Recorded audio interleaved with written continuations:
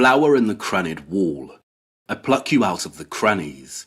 I hold you here, root and all, in my hand, little flower.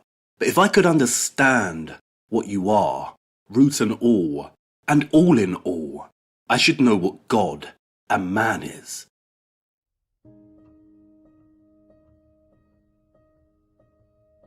There is a great labyrinth ahead of us, full of nooks and crannies.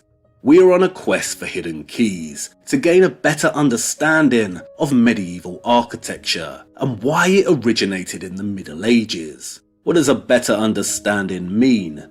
Well, it all started with two Frenchmen, didn't it?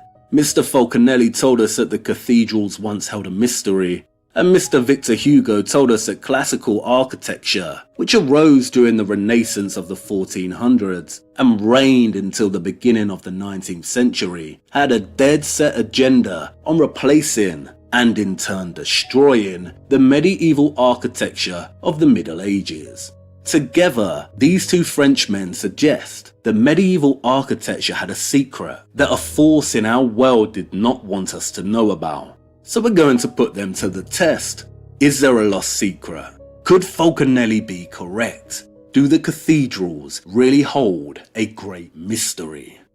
Well, I can tell you right now, no, Falconelli is not correct. There is no lost secret, and the cathedrals do not hold a mystery. No, they hold many. That's right, the mysteries of the cathedrals, plural.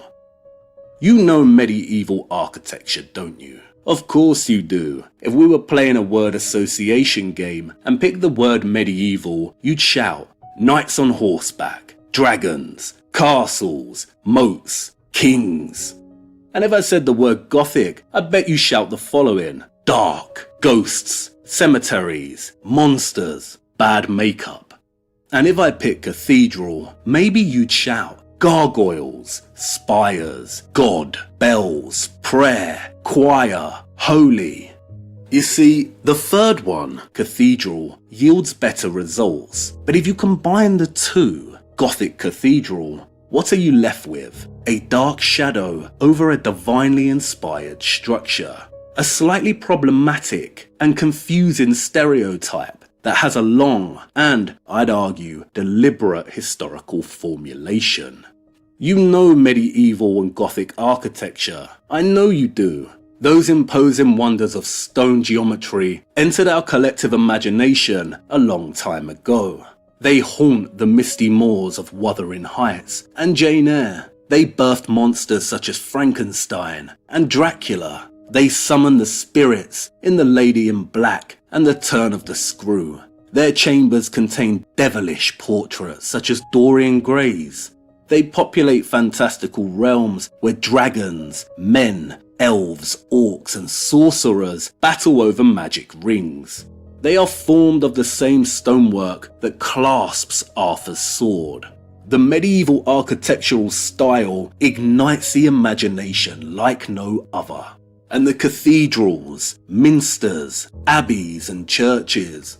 If you live in Europe, then you don't have to venture far until you can spot one. This is especially true if you live in a country like England. I don't think you can travel 10 miles in a country like this before you see one on your horizon. Spires and towers pierce the twilit, bruised skies above, like the upturned rusted swords of fallen Mercian kings. In towns like Lincoln, Lichfield, York, Wells, Gloucester, Peterborough, the cathedrals tempt and beckon a person's imagination. Come with me, they say, back through the foggy, lamp-lit lanes of lost time to an era in which England may not have been part of a broken kingdom, but something else entirely. But did you know that despite their stereotypical reputation as settings for the macabre and the eerie, many used to be painted inside? I'm not lying. Some 19th century Gothic revival pieces pay homage to the style's painted past. Many interiors of these divine structures were a kaleidoscope of brilliant colour. And if you have a keen eye for it, you can still today see remnants of the paint in so many of these structures. Sometimes it's more obvious.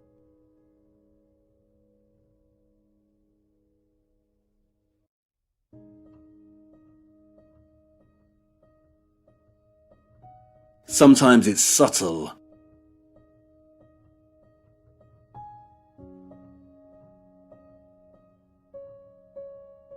And sometimes it's almost unnoticeable, almost faded beyond recognition.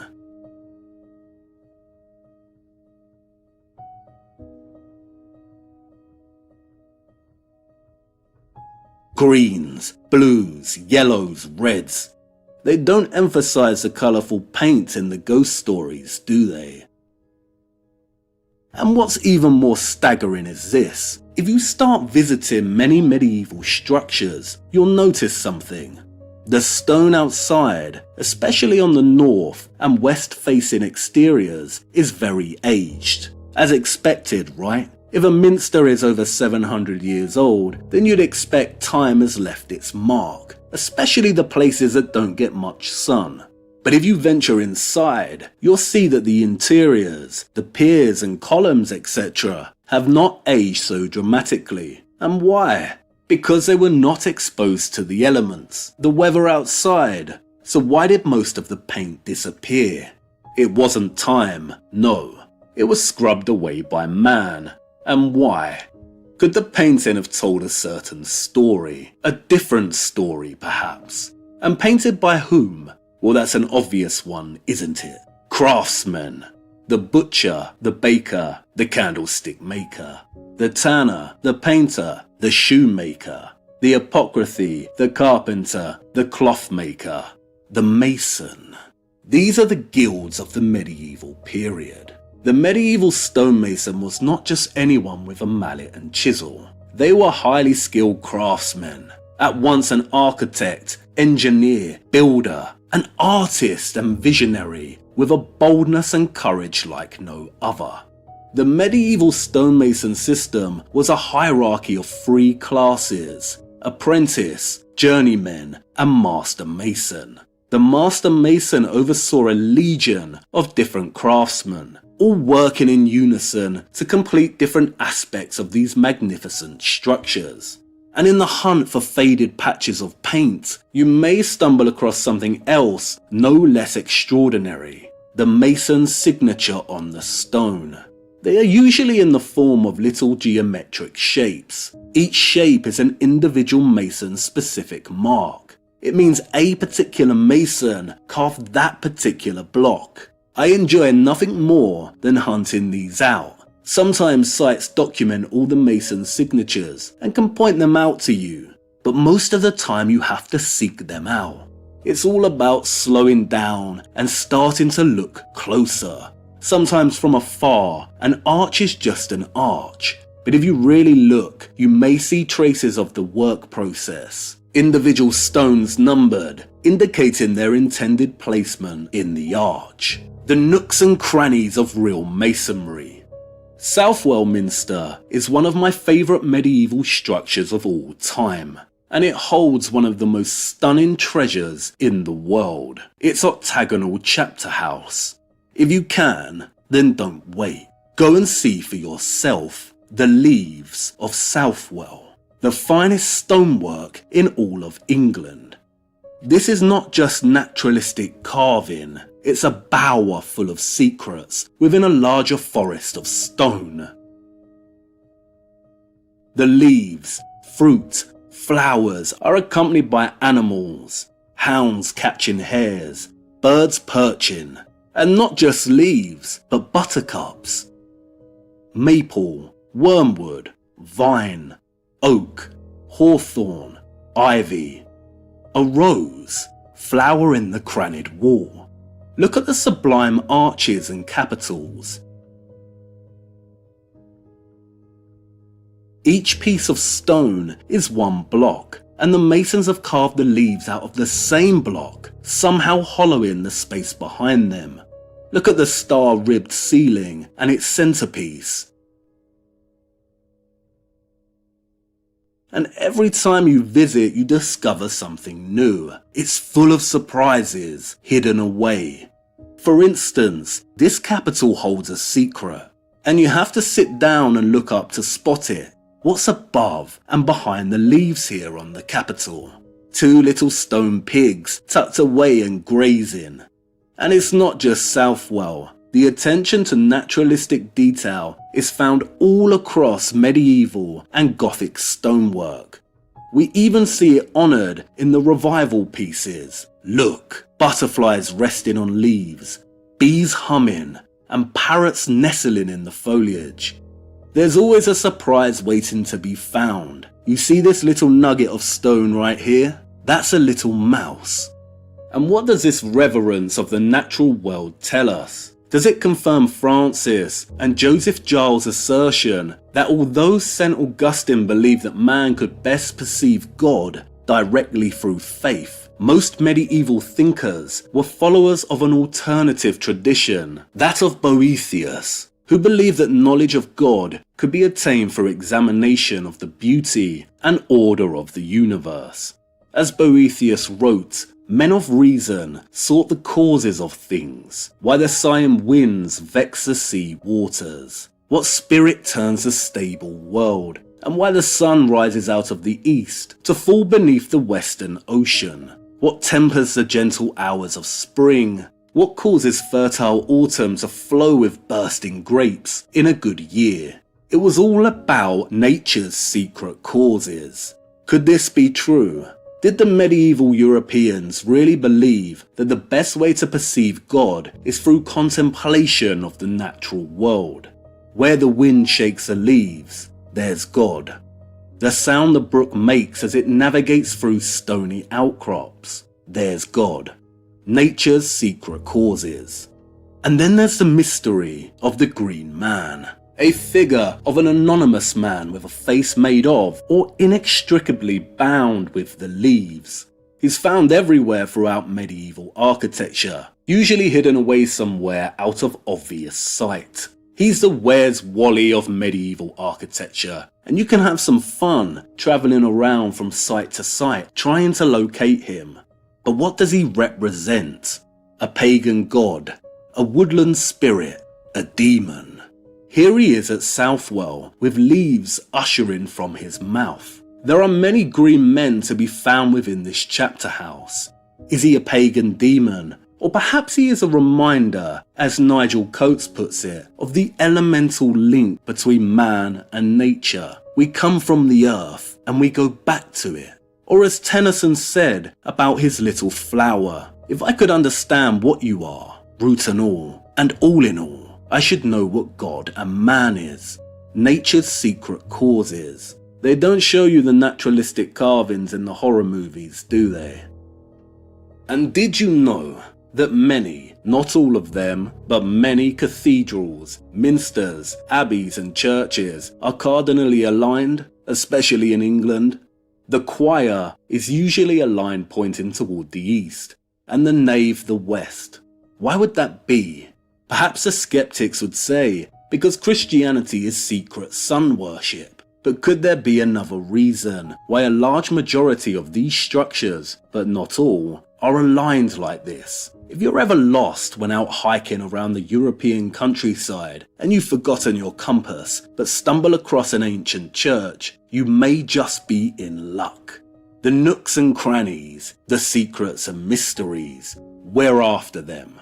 There is a great labyrinth ahead of us, so what's it all about? I am going to try and tell a story of the Gothic with a particular focus on the United Kingdom and Europe by extension. But no, that doesn't really cut it. Gothic is not the right word.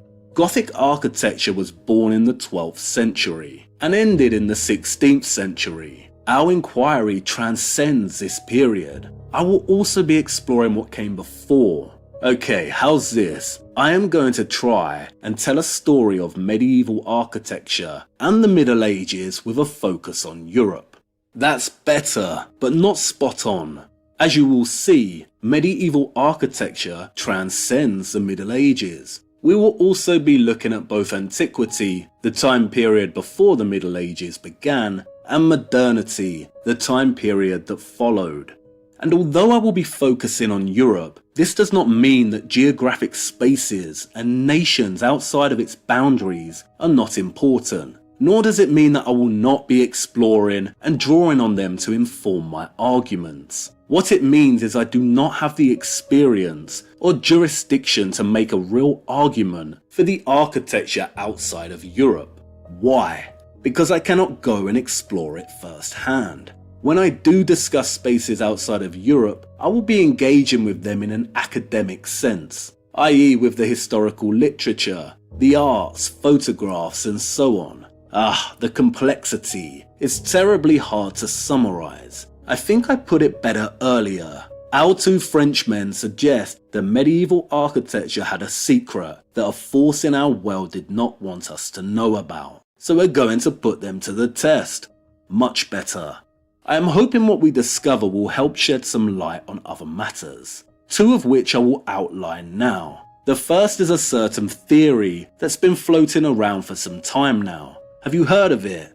That there was a mud flood or cataclysm that took place at some point between the 17th and 19th centuries, and as a result wiped out a previous civilization that built all the amazing structures of the past. And not only that, but many of these structures were originally constructed as technology to generate energy. The second is the work of Anatoly Fomenko. Many do not realize that Fomenko's work was actually the central driving influence in the conception of the mud flood reset theory. While we will explore Fomenko in detail much later, a very basic summary of his work is that roughly 1,000 years of our chronology are fabricated through means of phantom copies or duplication of other historical events. And that antiquity, as we know it, the Romans, the Greeks and Egyptians, actually occurred during the Middle Ages. Fomenko's work is fascinating and worth reading,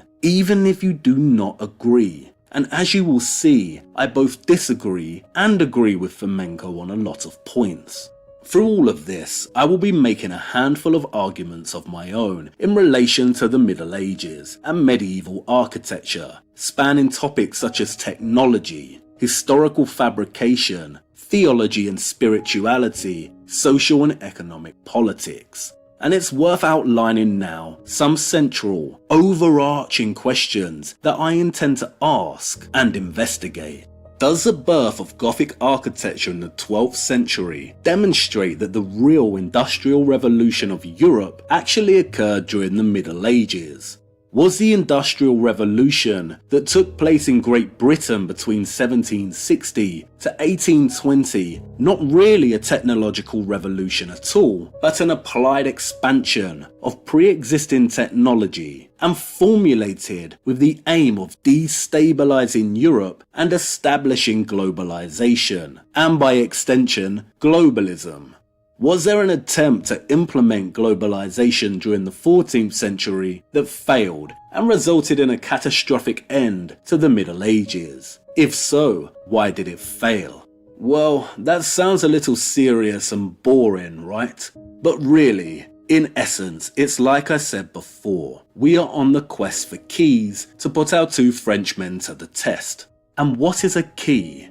Well, just about anything really. A key could be a piece of architecture, it could be a book, a painting, a poem, a map, a geographical location, a word, a name, a sentence, a symbol. It could be from antiquity, the Middle Ages, the 19th century, or even our current era. Absolutely anything. If it opens a door, it's a key. But this doesn't mean all keys are useful either. Some open doors only for you to reach a dead end later down the line. And no doubt this will happen to us, but the keys are the goal. And I'd like to share with you now one of the keys that we'll explore in much detail later. Finding keys is like falling in love or falling asleep. You cannot orchestrate falling in love, you can't force this one, and you cannot force sleep. You cannot will yourself to sleep with your mind. If you do this, you'll be up all night tossing and turning. But if you let go, it tends to happen naturally. You fall. It happens unexpectedly. Keys are the same. You can't find a key if you're looking too hard. If you're going here and there with a theory or preconception in mind, the keys find you. but you have to be open enough to even realise what they are. It was my lady's birthday, and I took her to Wales. Lucky girl, right? Very lucky indeed, for I had no idea, but a very special key was waiting. This key is a certain type of key, a cross key. Wait, instead of me explaining it to you, just follow me. Long afloat on shipless oceans, I did all my best to smile, till your singing eyes and fingers drew me loving to your isle, and you sang, sail to me, sail to me, let me enfold you. Here I am,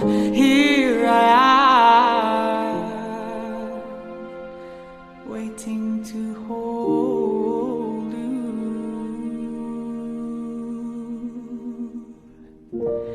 Did I dream you dreamed about me? Were you here when I was forced out? Now my foolish boat is leaning, broken love alone on your rocks. For you see, touch me not, come back tomorrow. And oh my heart shines from the soul.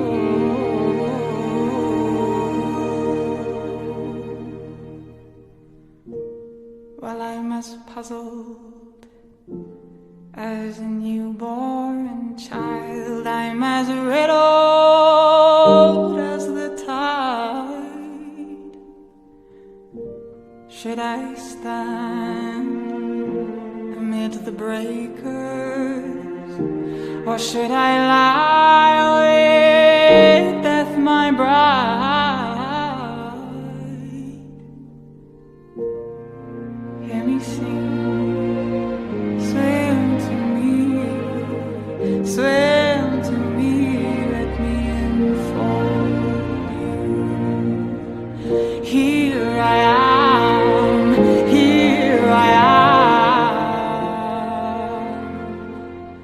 waiting to hold you.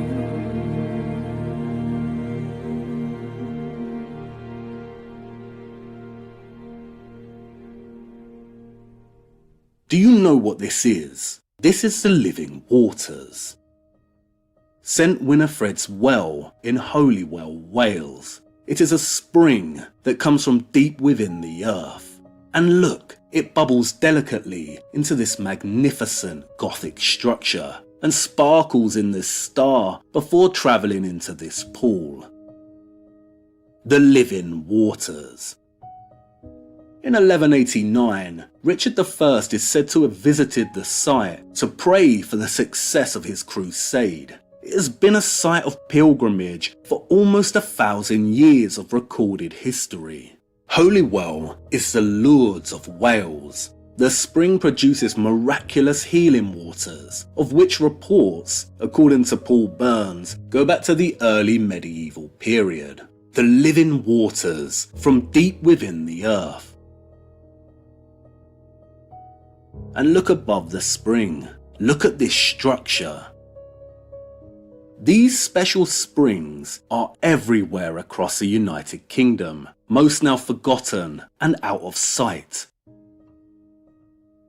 But not all. In a region named Derbyshire, they still practice the ritual of Christian well dressing that stems from the Middle Ages. And again, the waters of these springs are also reported to produce miraculous cures. The site of Holywell now chlorinates its spring water. What a tremendous shame. A cross key. It opens 2 doors. What doors? Well, firstly it gives us real evidence of the presence of the living waters within a Gothic structure. And what else? The mud. Look a little closer and reset your mind. What happens if I raise the ground here? What are we left with? A grassy path to a church and a little chapel. What's under your feet? The mud flood as an isolated worldwide cataclysm is a very weak theory, and in Stolen History's reality check, Thomas Christian Leibel teases nuance when he asks whether the mud flood could not have been an isolated incident, but something that's occurred multiple times in our history. And what an excellent question. There was no mud flood in the United Kingdom, but something certainly occurred multiple times over the last few hundred years. Look again, raise the ground. Have you ever considered culverting? A culvert is a man-made structure that channels water past an obstacle. In essence, it's a subterranean waterway or a sewer. They come in all sizes. They can be used to redirect water, for sewage, even transport, and it's been going on for centuries. You have to shift a lot of land to build culverts. When they are found beneath roads, they are frequently empty. Who famously built the roads? In The Lost Rivers of London, Nicholas Barton tells us there exists, unknown to most Londoners, a whole system of underground rivers beneath the streets, as intricate and mysterious as those which pour from cave to cave in the heart of the Pyrenees. There was no mud flood in the United Kingdom. No, there was a burial. Perhaps multiple burials since the Renaissance, beginning with the erasure of the medieval. The ground is always raised around these medieval structures. A mud flood would not be so selective, but sometimes, like with Holywell, the ground isn't raised to bury the entire lower half, and there are clues. See here, what's inside? A crypt, or perhaps something else. Did there exist a lost guild? Who were the Cistercians? Were they really monks? Revo, Tintern, Buildwas, Furnace, Fountains, Cistercian abbeys. Who dissolved them? Who destroyed and buried them? The living waters, nature's secret causes, buried long ago and made secret. Even in a place like London, UA Thamthorpe puts it beautifully. At our feet they lie low, the little firm and underground rivers of London. Effra, Graveney, Falcon, Quaggy, Wandle, Walbrook, Tyburn, Fleet, whose names are disfigured, frayed, effaced. These are the magogs that chewed the day to the basin that London nestle in. These are the currents that chiseled the city, that washed the clothes and turned the mills, where children drank and salmon swam, and wells were holy. They have gone under, boxed, like the magician's assistant, buried alive in earth, forgotten like the dead.